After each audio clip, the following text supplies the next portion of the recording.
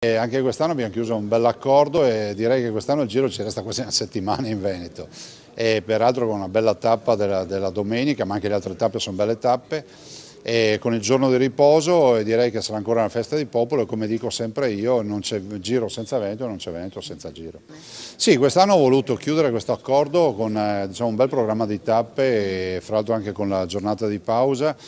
Il giro resterà parecchio in Veneto e sarà un'occasione di promozione dei nostri territori, perché ricordo che comunque le immagini dei territori, sperando che non piova, del giro andranno in tutto il mondo, e dall'altro comunque una festa di popolo, perché comunque il giro è amato dai veneti e i veneti riempiono, diciamo, il bordo strada quando c'è il passaggio dei corridori.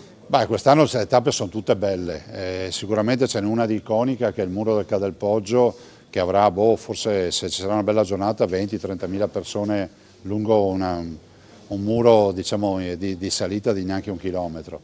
E dall'altro però insomma, abbiamo tappe iconiche, quindi direi che sono tutte consigliate le nostre tappe. E siamo nello studio del Servizio Nord-Est 2.0 e vorremmo sapere di che cosa vi occupate. Ci siamo fortemente focalizzati sui bonus edilizi, in particolare sul superbonus, quindi interventi prevalentemente condominiali di efficientamento energetico. Il superbonus esiste ancora, fino al 31/12/2024 l'incentivo è stato ridotto al 70% e fino al 31/12/2025 è stato ridotto al 65%.